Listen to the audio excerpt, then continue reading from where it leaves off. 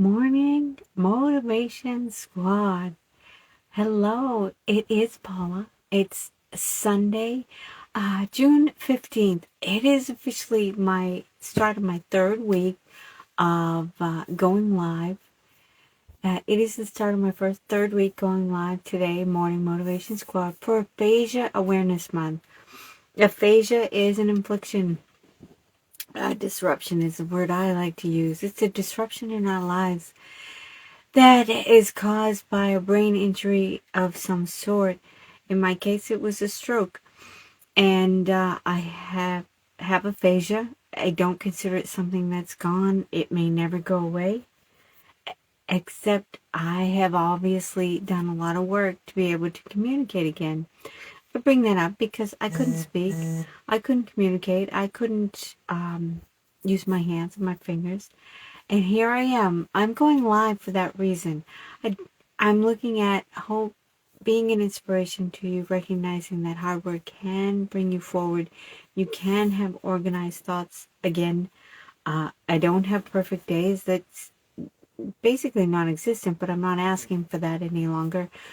In regards to my life, I wanted to bring up our daily practice, and this is what I do every day. Today, as my background is exercise physiology, so today we're going to do wrist turns or wrist movement. Regarding this is one of the extremities of the body, the wrists, obviously the fingers and toes, and I am in the feet. And what I'm doing is I'm looking at it. I want to wake up the wrists because I need it for movement and dexterity. I lost that in my stroke. Some of you are not able to do what I'm doing right now, and I understand that. So I ask you to take some deep breaths in through the, open up your diaphragm and let it fill up and breathe out. What I'm doing when I move the wrist is not only the dexterity, I'm working on it, I'm reaching the extremities of the body to get a blood flow. And the blood flow happens through an oxygen through our body and our cardiopulmonary system. And the cardiopulmonary system is really a pressure gradient, because that's why I focus on the core, additionally the core of the body and those muscles. They weren't just for our center of gravity, they're also for our pressure gradient and getting circulation throughout our body to our fingers and toes. And that's why I mentioned, for those that aren't able to use their hands at this time, let's take some deep breaths. What I'm asking you to do is work your diaphragm and work the breathing to get the extremities to have the blood flow that they're looking for. The blood flow with the 4 oxygen is available in each healthy red blood cell. I mentioned these, as I mentioned it earlier in our progress, as I'm hoping you're doing many of those daily practices and have incorporated them into your life. They all have a purpose. They all have a purpose, and they're not going to give you an overnight success necessarily, but they are a great pattern to relearn and a habit to relearn to bring you to a healthy body. Healthy body, healthy mind, because we want the oxygen to our brain. As well as obviously other areas of our body, but we want to bring back our ability to communicate again through aphasia and understand language and understand, just have cognitive awarenesses. And with that, I wanted to bring up so many changes that I've gone through in my 5 years, 5 years and a couple months, my growth or disruption, and how to return to a person that's able to communicate again. And one of them is accepting the conversation of aphasia and reading about it in effort to understand it. I find that it's difficult, because it's difficult to address something that is so difficult to remember, but also so disruptive in our lives, that this was gone. My ability to communicate was gone, and I was robbed of that overnight. Like many of us with brain injuries, we were robbed of being able to have an organized thought. So we want to ignore it, not address it. And that's like talking about ignoring the news. yeah, it's not good for our health to watch the news all the time. Except ignoring it is also not good for us. I bring that up in that way, recognizing that there's a lot of things going on that we don't want to talk about and we don't want to look at. Understanding aphasia, it can be one of them. And addressing it and understanding it at the level that you're ready to accept it. And everyone is different on when and how and what we're ready to accept and acknowledge. And I bring that up because I also practice gratefulness. Are you doing that? Is that something you've considered? Being grateful is a difficult word because grateful means generally means there's an accomplishment and you're grateful for that. Having a stroke or a brain injury, what are you grateful for? Well, I'm trying to turn my brain around and trying to think obviously positively. So that's where gratefulness plays, is becoming more open-minded, becoming open to the thought that I can recover and I can get better. I'm showing you live that that's possible. Not for all of us, not to the extent necessarily that I am. At the same time, others are way beyond me in their recovery. This is where I am, and I'm able to communicate with you and hopefully inspire you. So I say gratitude statements. I certainly give myself grace all the time. Grace does not require an accomplishment. Grace is something we can give ourselves for what we've been through and what we do. And our little celebrations that we have are small wins, like me climbing the stairs every day is a small win. But I'm grateful and I give myself grace for the hard work to do that. So what I do say today for my grateful statement is I am grateful for the lessons life teaches me. Life, as we all know, took us for a turn. The disruption is bigger than anyone could ever imagine, and I don't wish this for anyone. But it is a disruption, and I am grateful for the lessons I'm learning about myself, about the world, about other people and their communication with me. I'm learning a lot. It's part of the process called life. So that's my grateful statement. I do have a gratitude jar. I don't know if you've ever thought about doing that. I started that this year, January New Year's resolution. And there are some days that it's difficult to be grateful and gratitude. And I usually do my Ho'oponopono prayer, Hawaiian mantra, as that's all I have in me at that moment. But today I am grateful for the lessons life teaches me. I'm grateful for the sun came up today. I'm grateful that you're here to join me, and I'm grateful that I'm able to communicate with you this Aphasia Awareness Month, and I wish you a wonderful day.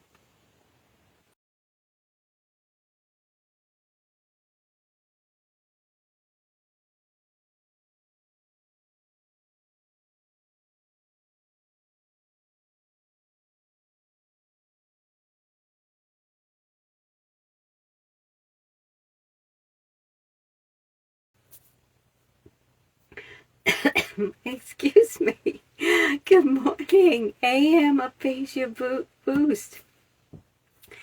June is Aphasia Awareness Month. My name is Paula. I'm going live every day in the month of June for aphasia. I couldn't speak, I couldn't eat, I couldn't swallow. That took years of hard work, and here I am speaking with you today. And I'm also an exercise physiologist, so I want to start with our daily practice, and it's called trunk rotations. It's about the core. I've brought up the core and using our ab muscles more and more. It is about balance. It is about circulation for the cardiopulmonary system, and it certainly is for a lot of reasons why we work on our core. This is not going to be sit-ups or hardcore. This is something you can do from seated position, but I'm going to do it standing. Where you see me is putting my hands like this. We're going to do trunk rotations. I do it like this. I bring my shoulders back and have my head up. I have my feet about hip width apart, and you go from side to side and you can do this from seated. Now, notice I am moving my head. If you are not able to, or certainly I know at the beginning of my stroke, I had vision issues, so I would have to fixate on something in the room and then turn my trunk, turn the center of my body, the core, side to side. This might work better for you. I think you need to do a lot of these, certainly in comparison to a sit-up, but it's about flexibility, stability, re-engaging those areas of the muscle that we don't necessarily re-engage, especially when I couldn't walk. I wasn't engaging it, but you can, if you can, you move from side to side. Again, I'm holding my hands like this. This is just a comfort for me. They can be down, they can be out, they can be like this, and you move side to side. I'm gonna do 8 more. I'm gonna count backwards. 8,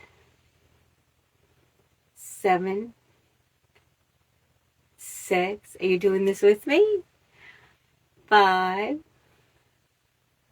4, 3, 2, 1.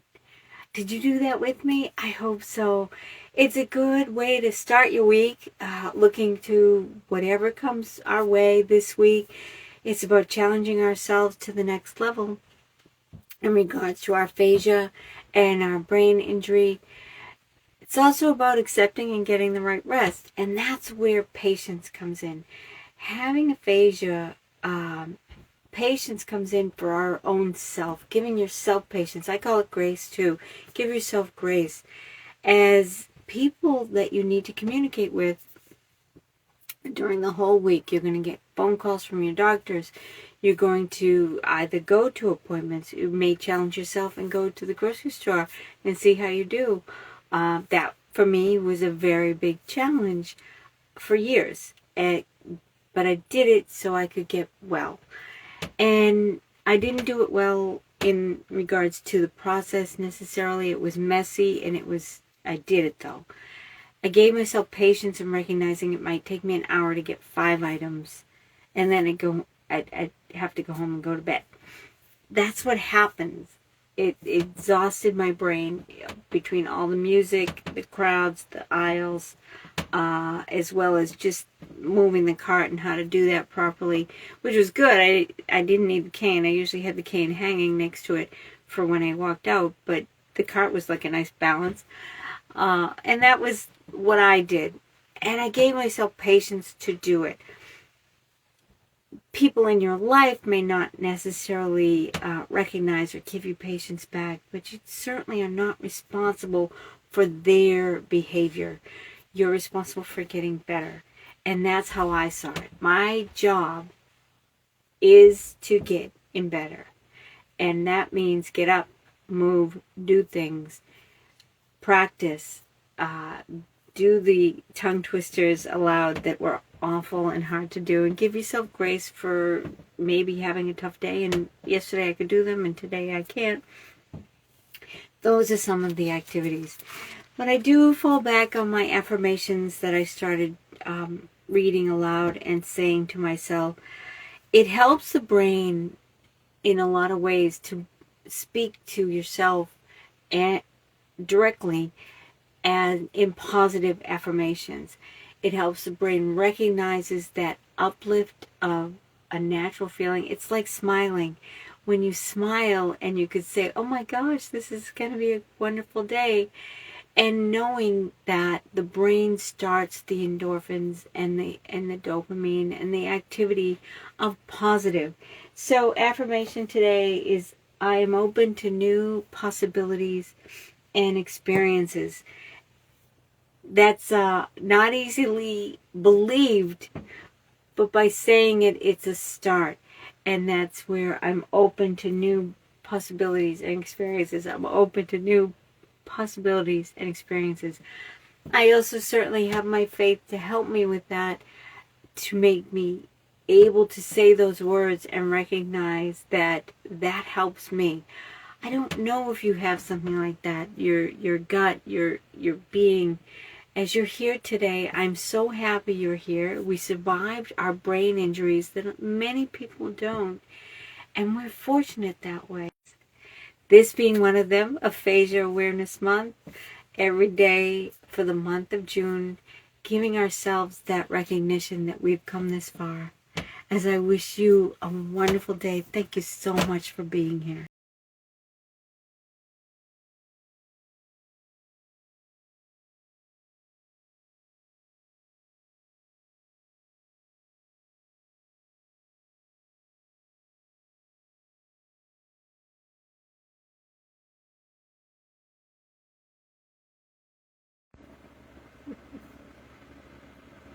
Good morning. Good morning, Aphasia AM warriors. It's Paula, and it's June. It's Aphasia Awareness Month, and I'm here every day at 8 o'clock for the month of June. I'm celebrating the Aphasia Awareness Month, as that is caused by a brain injury of some sort, the aphasia, and it's a language and communication disorder that we have when we've had in my case, my stroke. It is something that is very difficult to get beyond, or at least I found it to be one of the most difficult things that I've had to get beyond. So I wanted to go live and show you and speak with you live, because this is my voice. I am able to speak with you, and I am able to do a lot from practice and continued work in getting better. I want to share some things. First of all, I do want to apologize for yesterday's technical. I don't know what occurred. I am happy that I'm taping this because my information shows that with my Starlink connection, I have no problem. So it must be Meta. It didn't upload properly. First week of June, I had difficult uploading keeping the live as it was. So I'm glad I have a copy. Going forward, I want to go right to our daily practice. Daily practice today, I'm standing, but this can be done sitting, and it's called leg abduction because when you're sitting, it's definitely more the legs.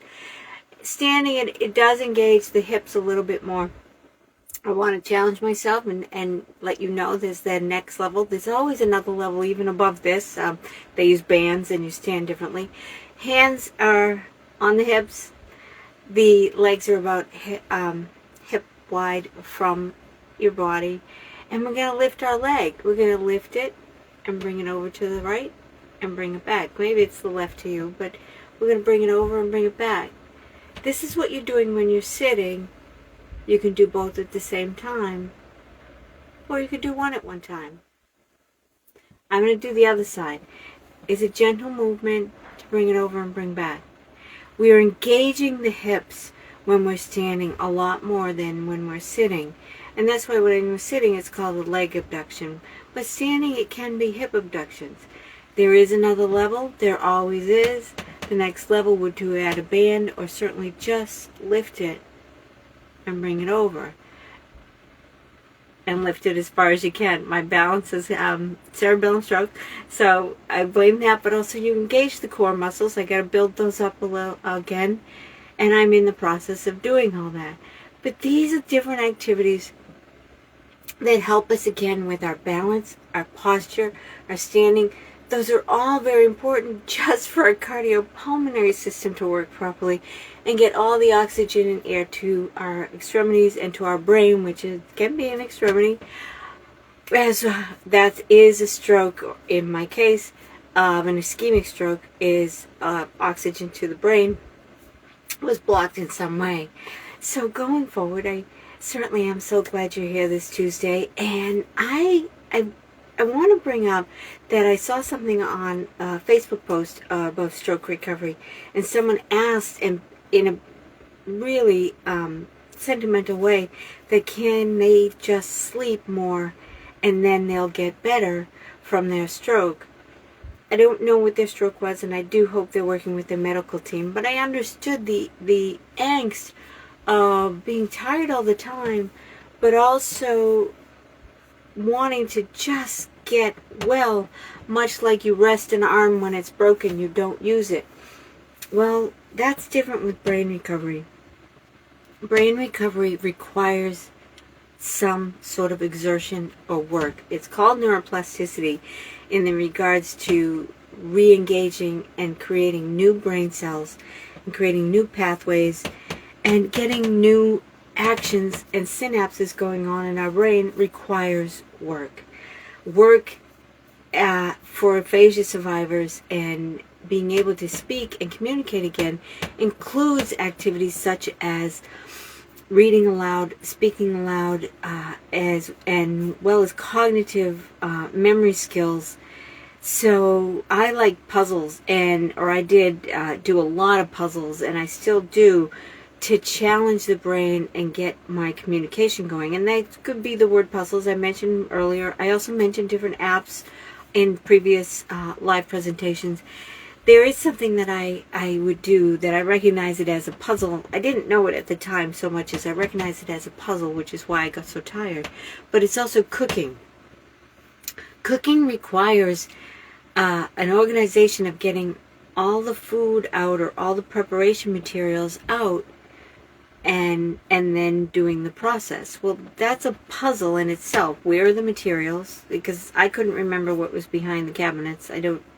That was my stroke recovery for at least 6 months. I didn't know what was behind the cabinets, but it actually took me 2 years of emptying the dishwasher before I remembered where everything went.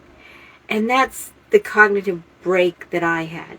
We're all a little different, but that also meant that was my job to put things away. And that was also part of cooking, was my puzzle making. At the same time, I just will be honest with you, sometimes I would get everything out, the bowls, the spoons, the food, and I would have to put the meats and the food back in the fridge and go back to bed. I couldn't cook. I was too tired. My brain was too tired. So I don't want to ignore rest as a really important part of our stroke recovery and our aphasia recovery, because I had to take a break from my puzzle and go rest. It's important. Work with your medical team in regards to that. I don't want to ignore that we're all addressing things that may be making us very tired today, but I'm so glad you're here. And I do want to leave you with my affirmation today, and my affirmation is, I can live my life with purpose and passion. I can live my life with purpose and passion. I struggled for a long time with identity and recognizing, without being able to communicate, without being able to speak, or truly not even knowing how to communicate. Like I mentioned, we all become actors and move our hands and arms and some body language a lot. But I didn't know how to do that early on. So I wasn't clear on who I can be. Well, I can live with passion and purpose, and you can too. I wish you a wonderful day. Thank you so much for being here.